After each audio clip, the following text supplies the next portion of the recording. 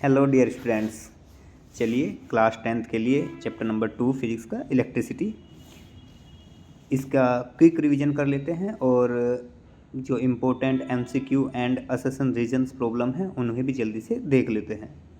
ठीक है, चलिए मैं आपको इसमें ये भी बताऊंगा कि कौन से टॉपिक्स पर आपको ज़्यादा फोकस करना है। स्टार्ट करते हैं आज के चैप्टर को। नाम आप देख ही लिया होगा, इलेक्ट्रिसिटी। राइट, इम्पोर्टेंट चैप्टर है, काफ़ी इम्पोर्टेंट अपकमिंग बोर्ड एग्जामिनेशंस के लिए। तो 1 बाय 1 टॉपिक्स को देख लेते हैं। मैं आपको टिक करता चलूँगा, आप वीडियो को पॉज करिए और टॉपिक्स को रीड करिए। फर्स्ट ऑफ ऑल, जो हमारा फर्स्ट टॉपिक है that is unit of current. Right, and current आप इसे देखेंगे। Current rate of flow of charge through any conductor is called current, that is I is equal to Q by T। या आप formula भी देखिए।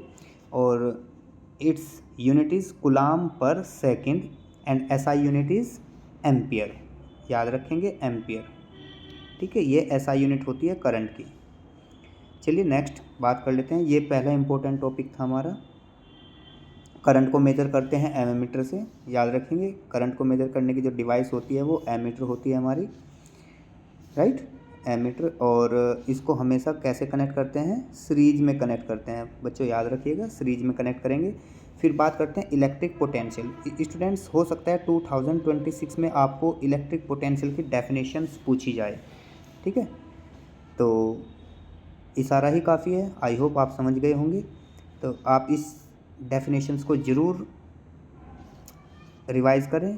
अगर कुछ भी याद न रहे तो इलेक्ट्रिक पोटेंशियल की डेफिनेशन एटलीस्ट ये तो लिखेंगे ही, V is equal to W upon Q, work done per unit charge. फिर से बोले, work done per unit charge is called electric potential. Unit होती है जूल पर कुलाम और SI यूनिट होती है वोल्ट।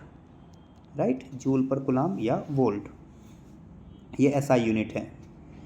और इसको जो मेज़र किया जाता है वो वोल्ट मीटर से मेज़र किया जाता है। वोल्ट मीटर को हमेशा पैरेलल में कनेक्ट करते हैं।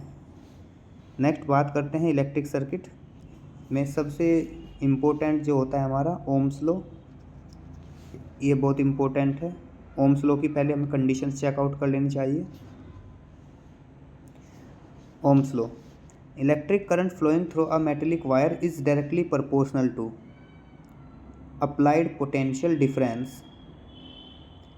इसमें इम्पोर्टेंट टर्म है टेम्परेचर रिमेन सेम। टेम्परेचर में कोई चेंज नहीं होना चाहिए, अर्थात जितने भी बाकी फिजिकल कंडीशन है वे सब सेम रहे।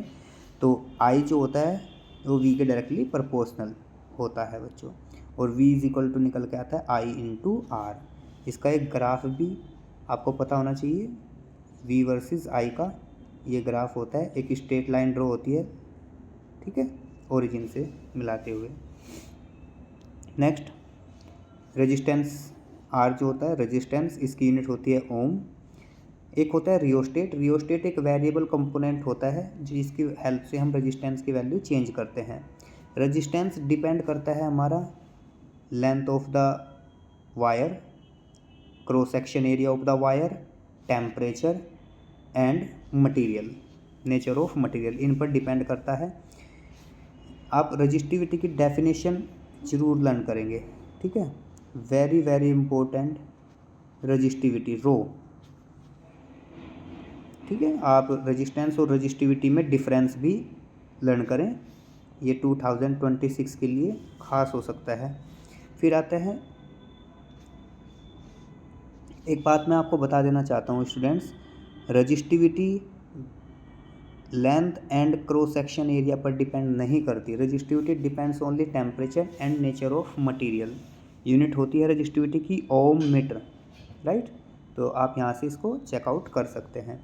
अब बात करते हैं, अगर रेजिस्टेंस को सीरीज और पैरेलल में लगाते हैं तो किस प्रकार के फॉर्मूले बनते हैं। अगर हम रेजिस्टेंस, बहुत सारे रजिस्टर्स सीरीज में लगे हैं तो आप सीधे सीधे ऐड करके उनका इक्विवेलेंट निकाल सकते हैं।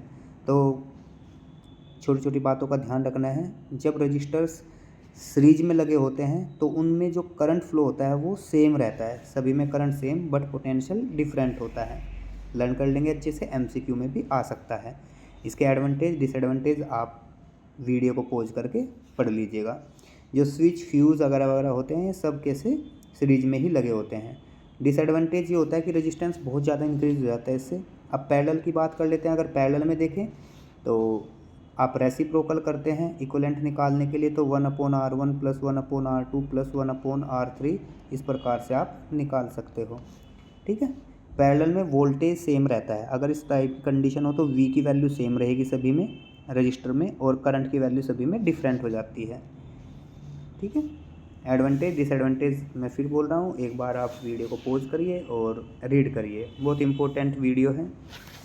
बात करते हैं heating effect of electric current. देखिए, जब टाइम के साथ करंट चलता है किसी भी वायर में तो वायर में होता है रेजिस्टेंस। ये रेजिस्टेंस क्या कराता है, एनर्जी का लॉस कराता है, जिसकी वजह से हीट डेवलप होती है, हीट प्रोड्यूस होती है। ठीक है, इसे ही जूल हीटिंग इक्वेशंस भी कहते हैं, H से डिनोट करते हैं। और जो जूल हीटिंग इक्वेशंस में हीट होती है वो करंट के स्क्वायर के डायरेक्टली प्रोपोर्शनल होती है। ठीक है, square of current and resistance और टाइम के डायरेक्टली प्रोपोर्शनल। तो H = होता है I²R/T, ये फॉर्मूला होता है, इसे ही जूल हीटिंग इक्वेशंस के नाम से जानते हैं।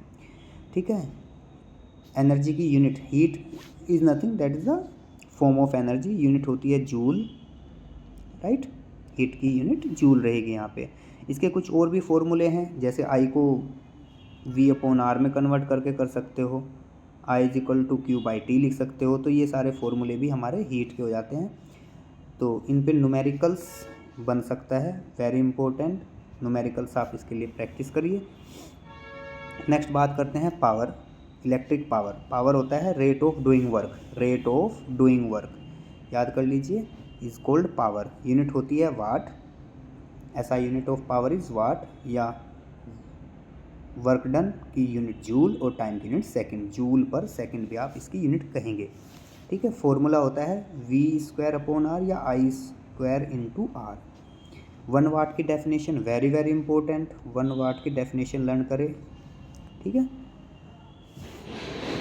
1 वाट = 1 वोल्ट × 1 एम्पियर, ये लर्न करें। चलिए बात करते हैं MCQs, किस टाइप की प्रॉब्लम्स आएगी। ये MCQ है, मैं चाहता हूँ आप खुद रीड करें। पहला MCQ है, the equivalent resistance in series combination is. Equivalent resistance series में कैसा होता है, सभी का सम कर देते हैं और बढ़ भी जाता है, इंक्रीज हो जाता है। Larger than the larger register, बिल्कुल सही बात है, लार्जर दैन द, ये बी ऑप्शन इसका राइट ऑप्शन होगा, सबसे ज़्यादा होता है। जो R इक्विवेलेंट सीरीज में आता है उसकी वैल्यू जो सबसे बड़े वाला रेजिस्टेंस भी होता है उससे भी ज़्यादा होती है। ठीक है, लार्जर जो रेजिस्टेंस होता है उससे भी ज़्यादा होती है। नेक्स्ट बात करते हैं question number 2। If R1 and R2 are the resistance of filament of a 400 watt and a 200 watt lamp design operate on the same voltage, दोनों सेम वोल्टेज पर हैं। तो आप प्लीज़ यूज़ करिए जब भी दो पैरेलल में लगे होते हैं इस प्रकार से। ठीक है, तो यूज़ करिए P = V²/R। और आपसे क्या जानना चाह रहा है कि उनके रेजिस्टेंस क्या रहेंगे, सेम रहेंगे, ज़्यादा रहेंगे, कम रहेंगे। ठीक है, तो पावर गिवन है आपको, तो मैं आपको सोल्व भी करके दिखाता हूँ। याद रखेंगे वोल्टेज फर्स्ट लैंप का और सेकंड लैंप का सेम ही रहेगा। तो P1/P2 = आप सीधा सीधा लिख लेंगे R1/R2, R2/R1, क्योंकि वोल्टेज तो यहाँ पर सेम रहेगा।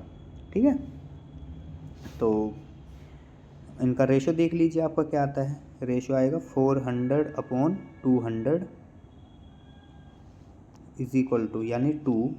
तो R2/R1 तो R2 = 2R1, तो option number B is the right option here. ठीक है, ऑप्शन बी पर जाएंगे, ये वाला ऑप्शन इसका सही हो जाएगा। नेक्स्ट बात करते हैं, याद रखना सेम वोल्टेज पर था इसलिए मैंने ये फॉर्मूला यूज़ किया। Question number 3, what are the essential requirement of a heater filament. क्या होना चाहिए, हाई रजिस्टिविटी होनी चाहिए, बिल्कुल, तभी तो टेम्परेचर जनरेट करेगा। और मेल्टिंग पॉइंट भी हाई रहना चाहिए, high resistivity and high melting point, right.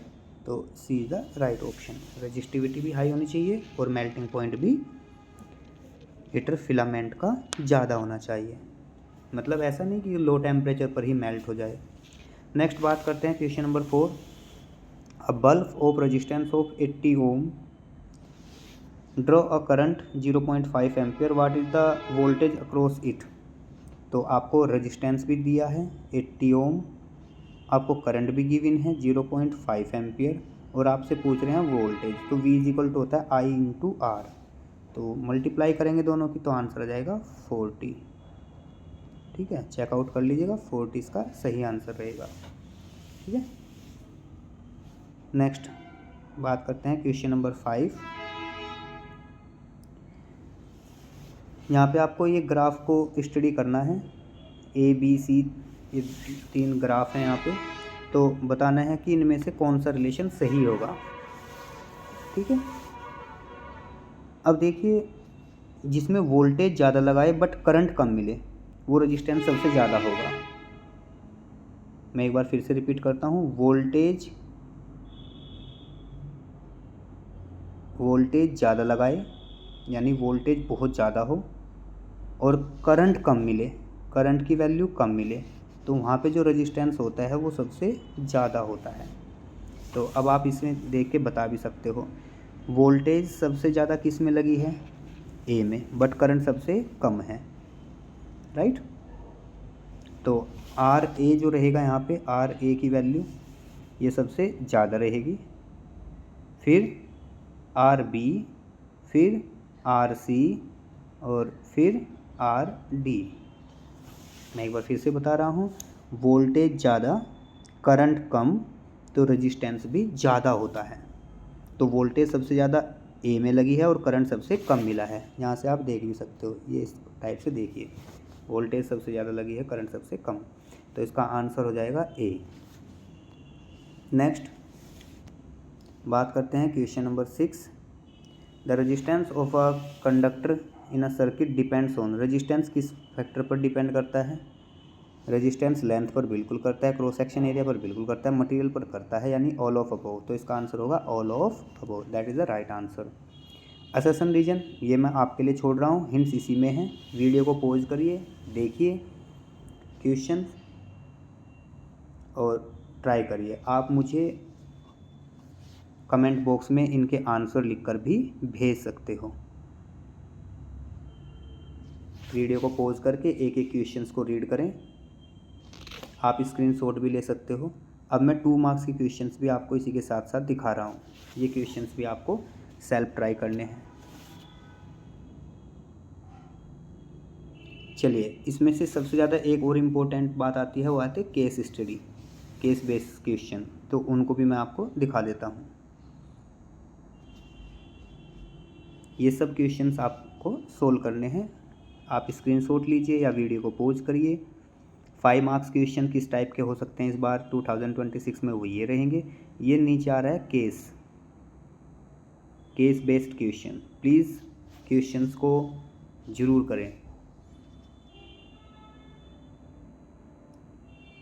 ये था हमारा चैप्टर, मैं नेक्स्ट वीडियो में आपका नेक्स्ट चैप्टर कवर करूँगा।